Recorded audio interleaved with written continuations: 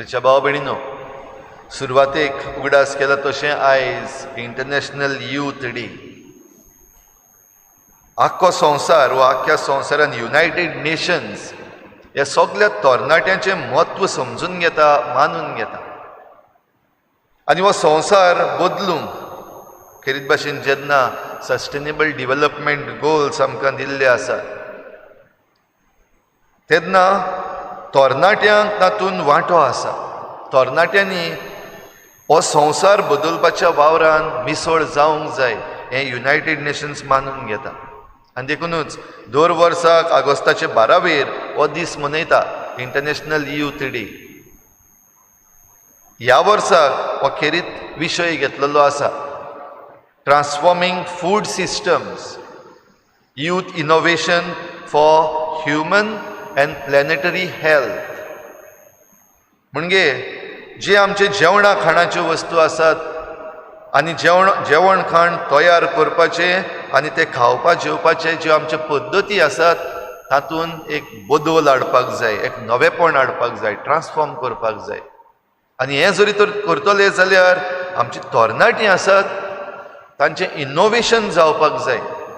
तांणी नवें कितें तरी बांदून हाडपाक जाय, नवे सोद करपाक जाय, नव्यो डिस्कवरीज करपाक जाय, नवीं इन्व्हेन्शन्स करपाक जाय. तांची इनोवेशन्स आसात तीं घेवन आमचे मनीसकुळाची भलायकी तशेंच आख्ख्या ह्या विश्वाची वा आख्खे पृथ्वेची भलायकी सांबाळून हाडूंक जाय. हो विशय आयच्या ह्या वर्ल्ड इंटरनॅशनल यूथ डेयाचो. भाव भयणीनो, ट्रान्सफॉर्मिंग फूड सिस्टम्स म्हणटा तेन्ना आमची तरणाटीं थोडीं जाणां तरी आपले दोळे उगडून मुखार सरलेलीं आसात. आमचीच चिकाली यूथ फार्मर्स क्लब आमी म्हणटा.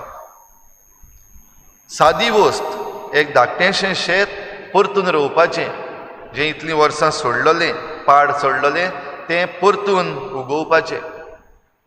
तेच भाशेन आख्ख्या गोंयान आनिकूय जायतीं तरणाटीं मुखार सरलेलीं आसात, जीं मुखार सरून हो आपलो एक वावर ट्रान्सफॉर्मिंग फूड सिस्टम्स, आपणाचें जेवण खाण तयार करपाचें हीं पावलां मारल्यात. न्हयच फकत आमच्या गोंयान, आख्ख्या संवसारान आफ्रिकेन पासून जायतीं तरणाटीं आतां मुखार सरलेलीं आसात. वय ही आमची जबाबदारी, हें नवेपण हाडूंक, हो बदल हाडूंक आमची जबाबदारी, हें तांणी मानून घेतलेलें आसा. थोडीं जाणां शेतान काम करतात जाल्यार थोडीं मिशनरी चलयतात, जाल्यार थोडीं जाणां स्किम्स ज्यो आसात त्यो कशे भाशेन सरकाराच्यो हाडपाच्यो त्यो पळयतात. आनी हें सगळें करता आसतना हो बदल हाडून समाजाक फायदो जातलो, समाजान बरेंपण येतलें, मनीसकुळाची भलायकी बरी जातली, ह्या प्लॅनेटाची, ह्या पृथ्वेची भलायकी बरी जातली, हो तांचो आवंडो. भाव भयणीनो, आयज जरी तर आमी नदर मारली आमच्या तरणाट्यांचेर, सगळींच कडेन हें करूंक तयार ना.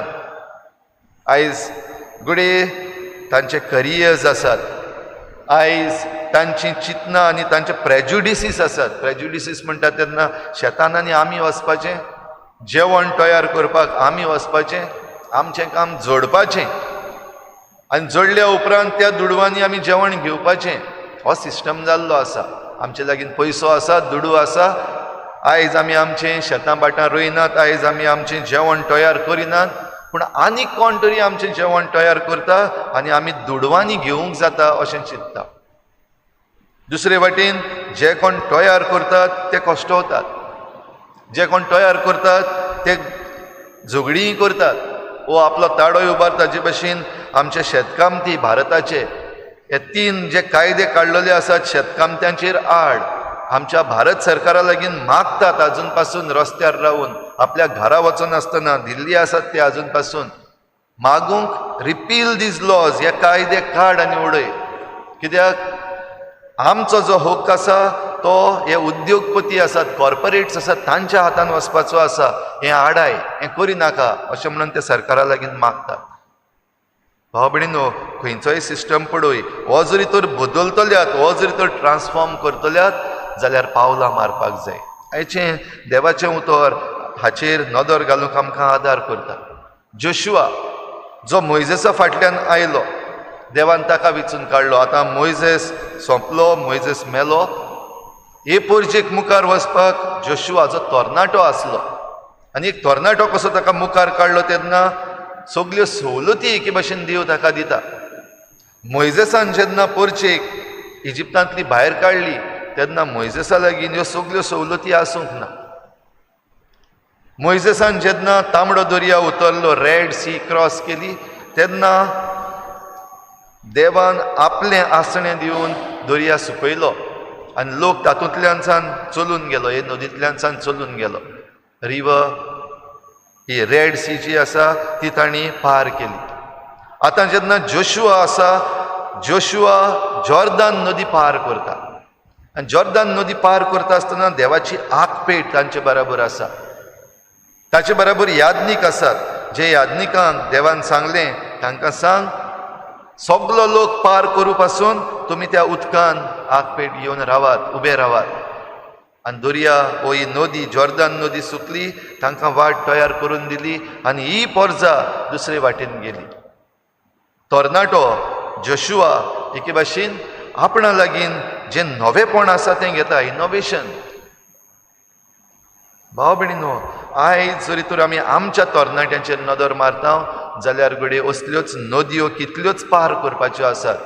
रेड सी आनी जॉर्डन रिवर आनी आनिकूय आतां जायत्यो नदी आसात. आयज घडये आमचे लागीं आमची नदी आसा, आमचो नदी रिवर ऑफ करियर्स. आमचो करियर, आमचो जॉब, आमचो फ्युचर हाचेर आमी फकत मोन घातलेलें आसा, पूण तें कशे भाशेन खरेपणी घेवचें, बो करून जें कितें आमकां मेळटा, जें कितें आमचे लागीं ऑपॉर्च्युनिटीज आसात त्यो आमी घेवन मुखार वेचें. ही नदी पार करपाक जायत्याच्यान जायना. आळसाय मदें येता, वो डावट्स येतात, वो प्रेजुडिसीस येतात.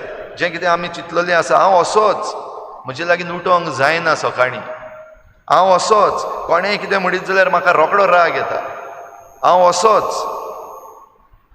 हे भाशेन जायते प्रेजुडिसीस आपणाच विशीं तरणाट्यांनी आयज केल्ले आसात. हांव असोच, म्हजे लागीं बदलूंक जायना, म्हजे लागीं म्हजोच बदल करूंक जायना जाल्यार हांव दुसरो बदल, दुसऱ्यांचो बदल, संवसाराचो बदल कशे भाशेन करतलो, हें तांचें म्हणणें. आनी देखूनच त्याच चिखलान जायते जाण लडोन आसात. संवसार त्याच चिखलान लडोन उरलेलो आसा.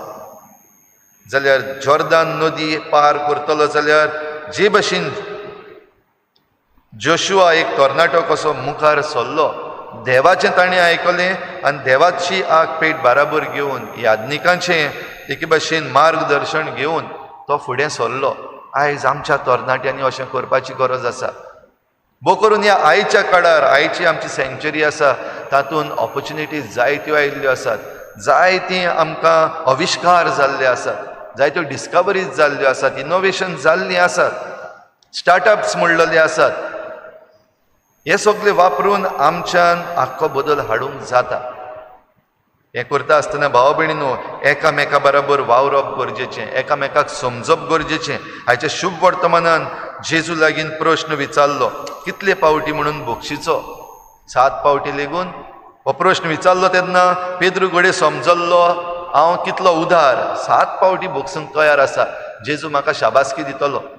पूण जेजू परतीपाट करता, 7 पावटी न्हय पूण 70 पावटी 7. साद्या उतरांनी जितलेय पावटी कोणूय एक चुकलेलो मनीस काळजांत तावन भोगसणें मागून तुजे लागीं मागता तेन्ना ताका भोगोस. जितलेय पावटी कोण चुकलेलो मनीस तुजे लागीं सॉरी म्हणटा, आपणाची चूक जाली म्हणटा, ताका भोगोस. दुसरे वाटेन पयले सुवातेर हें जो कोण भोगसणें मागता ताका आदार करतले. पूण जायते पावटी कोण भोगसणेंच मागिनात, वायट करतात, पाड घालतात आनी ओगे कुशीन रावतात. आनी जाचें पाड घातलां, जाचें पिड्ड्यार केलां ताका राग येता भितूंतल्यान, आनी भितूंतल्यान जें कितें शिजता तें आमची भलायकीच पिड्ड्यार करता. तर असल्या वेळार एके भाशेन तुजे लागीं भोगसणें मागिना जाल्यार पासून तूं जेन्ना काळजांत तावन भोगशिता तेन्ना एक तरणाटो कसो, एक वाडलेलो कसो तुजीच भलायकी बरी उरता. आत्मीक भलायकी तशीच भायली भलायकी. तर आयच्या दिसाक भाव भयणीनो, हो दीस आमी मनयता आसतना सगल्या तरणाट्यांक ही कृपा मागुया. ज्यो सवलती तांकां दिल्ल्यो आसात त्यो तांणी घेवंक, जें शिकप तांणी केल्लें आसा तें शिकप आपलें वेव्हारान घालूंक. आनी हें सगळें करता आसतना नदयो जायते येतल्यो, दोंगर जायते येतले, ते पार करूंक तांणी देवाची कृपा आनी देवाचें बळ घेवन तांकां कृपा मागुया. हेंच बळ, हीच कृपा, हीच शांती आनी हीच घटाय दर एके मिसाचे भेटेन फावो जाता जेन्ना हो जेजू ह्या आल्ताराचेर येता. आनी व्हडांतलें व्हड देणें आमकां सगल्यांक ताणें दिल्लें आसा. संवसार सोंपपर्यंत हांव तुमचे बराबर आसां. तर ह्या उंड्या सोऱ्यान जेजू जरी तर आमचे बराबर हांगा आसा, ताका आमचे भितर घेवन आमचें जिवीत आख्खेंच बदलता.